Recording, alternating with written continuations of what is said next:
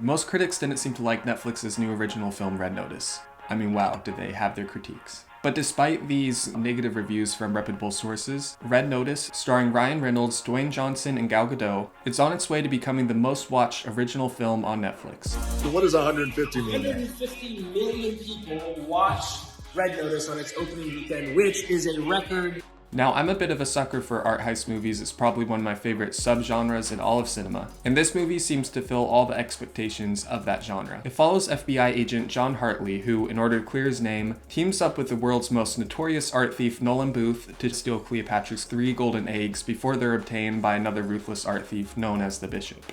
Now, a lot of people seem to love this film, and I had a great time too. But what's really interesting is this huge disagreement between critics and audiences. When this video was shot, the critic score on Rotten Tomatoes is 35%, while the audience score is 92%. This nearly 60-point discrepancy is super rare, so I thought it might be worth explaining why I, as someone who's been working as a scriptreader for a long time, working in film development for many years, and personally on the side of the audiences who really enjoyed this movie. And maybe this analysis on the film's handling of concept and mystery and tone can help writers win viewers and readers like myself over, even if they're asking them to ignore structural causality or make these huge, gigantic, rock-esque leaps in logic.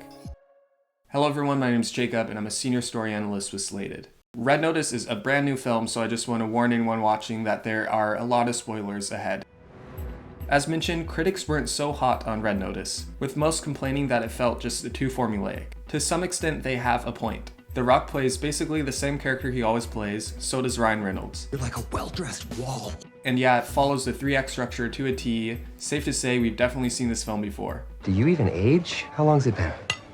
6 months. Time flies. When we're apart. But overall, if you forgive the film for not reinventing the wheel, you'll probably find it to be an easy watch full of action and twists and comedy and surprisingly effective cinematography. And most importantly, this entertaining trope of 2 characters who hate each other being forced to work side by side. So let's see what the script is doing in 4 major categories to investigate why it's just winning over audiences.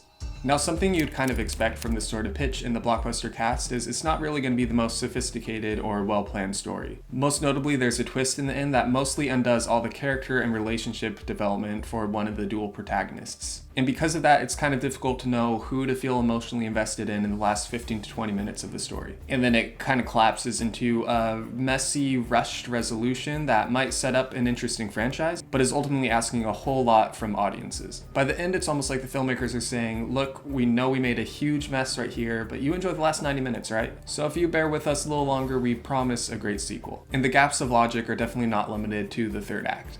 There are unlikely occurrences, confusing character motivations, and plot holes nearly every 5 minutes. And while this might turn off a lot of critics, it seems that audiences overall kind of forgive these mistakes. To me, one of the biggest reasons for this is this sort of campiness and lack of realism is automatically built within the story universe that's created when you combine the pitch and cast and genre of the film. Red Notice does a pretty good job telling audiences that they're in for a wacky ride in the first 10 minutes of the film. And that's likely why audiences were less turned off by the film's many departures from real-world logic along the way. So if you're writing a script that takes place in a sort of heightened reality, video game-esque setting that doesn't really conform to our rules, the really important thing to do is to establish that reality pretty early on in the script and then stick to whatever parameters you create. About the tone, Entertainment Weekly writes, writer-director Rawson Marshall Thurber is clearly aiming for the kind of classic action-adventure that used to fill multiplexes. Where he lands instead is so frantically, antically silly that his starry heist thriller feels less like a caper than a live-action cartoon.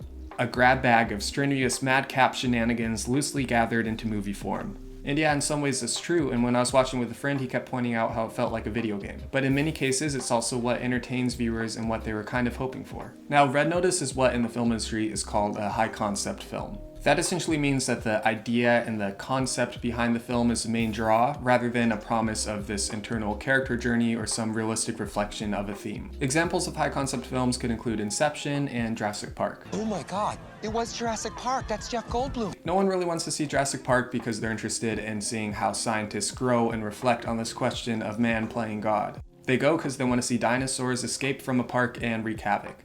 This is different from low-concept films that are more about the character or the visual approach, like the Trois Couleurs series or Manchester by the Sea. Red Notice is about as high concept as you could get. Viewers want to see international destination and gunfights and car chases and secret tombs and everything that comes with an art heist film. And then when your pitch is paired with Dwayne "The Rock" Johnson and Ryan Reynolds, viewers want to see The Rock be a beast and Ryan Reynolds be his sarcastic comedic self. And it seems like as long as you're providing viewers what they're hoping for in a high concept pitch, these strenuous, illogical, sometimes disconnected moments leading up to them are forgivable. For instance, we could see this in the bullfight scene. Why? Bulls have terrible eyesight, but they can sense motion. You're thinking of Jurassic Park. Is this how things would have happened in real life? It's not. And is this lack of intelligence supported by Nolan's character traits? Absolutely not, because he's the world's most notorious art thief, and that requires a lot of brains. But viewers get that tonally resonant moment where The Rock is The Rock and Ryan Reynolds is Ryan Reynolds, and 92% of them really enjoy it, and to me that's a strength of the tone, not a fault. Next, audiences and critics seem to disagree over the pacing. To me, the writer demonstrates a masterful understanding of balancing tension with release, but most importantly, mystery with reveals. Yet The Atlantic's top line is a critique of its pacing. And in many respects, the story does have a surprising lack of tension and suspense and thrill. After a couple of scenes, you really know and understand that the main characters will escape whatever scene they're put in, whatever situation. But what the film lacks in tension, it really does make up for in mystery and these burning questions that viewers really want to know the answers to. As the film opens right in the middle of action, so many mysteries are posed within the first few minutes. For instance, why is Nolan Booth trying to steal Cleopatra's golden eggs? Is it really for the money, or is it something internal? There's also the big question of where is this final golden egg? Before the film even begins, the prologue introduces this enticing mystery which provides a significant obstacle throughout. Even as the characters retrieve the first 2 eggs, viewers know that they can never complete their task without solving the mystery hanging over their heads. And when the only character who might know the answer is asked, he refuses to answer, reinforcing viewers' want to keep watching. Luckily, the writer included this mysterious internal and external treasure hunt in reinforcing these burning questions to keep viewers invested and excited for the next scene. Some critics also took issue with the conflict in Red Notice, with Atlantic writing, while its premise depends on conflict among the 3 stars, all of them are hyper-professional masterminds who can extradite themselves out of any situation smoothly. They're never in any true danger. While it's difficult to win over viewers who don't fundamentally buy into the stakes of the film, perhaps the most important thing it does is include external and interpersonal conflict in nearly every scene, which keeps the story interesting by providing constant ups and downs. In fact, nearly every line, or at least every dialogue, involves a richly identifiable sub-conflict. Most exchanges are structured as one character providing a thesis and then the other character responding with the antithesis, whether the scene is meant to promote tension or provide release or simply advance the plot. We're not friends. We're best friends. Just check out how the story starts. It isn't enough for Hartley to simply face the conflict of trying to prevent a thief from stealing one of Cleopatra's golden eggs from a museum. In the dialogue of the first scene, the Interpol agent warns Hartley that his credentials are no good in the country. Your badge is no good here. It's no American cowboy stuff. Right after that, the character questions why someone who looks like him would be an FBI analyst. You don't look like a profiler. Yeah, I get that a lot. Then right after that, the museum curator protests the possibility of any threat in his museum. You cannot be serious.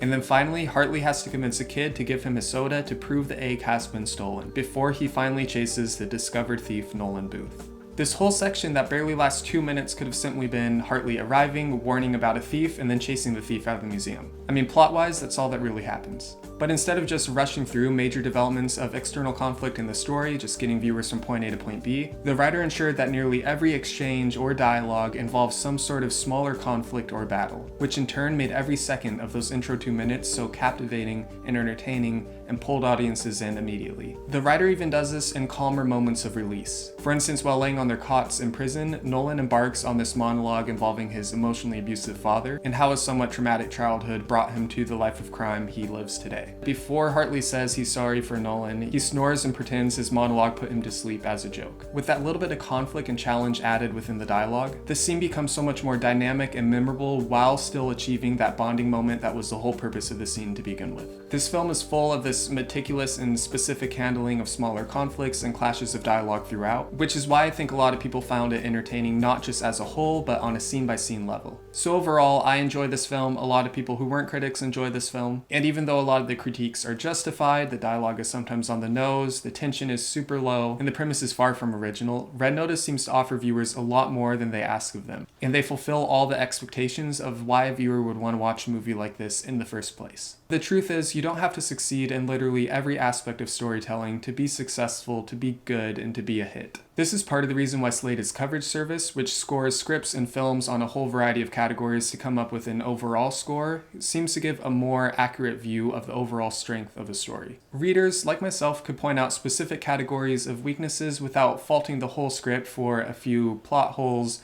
or pacing or character issues that could really be quickly addressed in another draft. But all this to say is I'm just excited for more films where the filmmakers are obviously having a lot of fun and providing viewers with a whole lot of fun, like Red Notice, and to see what other high-concept writers and filmmakers come up with to entertain audiences aware that in the world of streaming, some mistakes are forgivable as long as your story still works for viewers who are experiencing it. I hope you enjoyed that last video, and if you'd like our team at Slated to review your script, you can check out the link in the description, learn all about Slated's patented 3-reader script analysis, and if you like screenwriting or film finance content like this, don't forget to subscribe. Until next time, happy writing.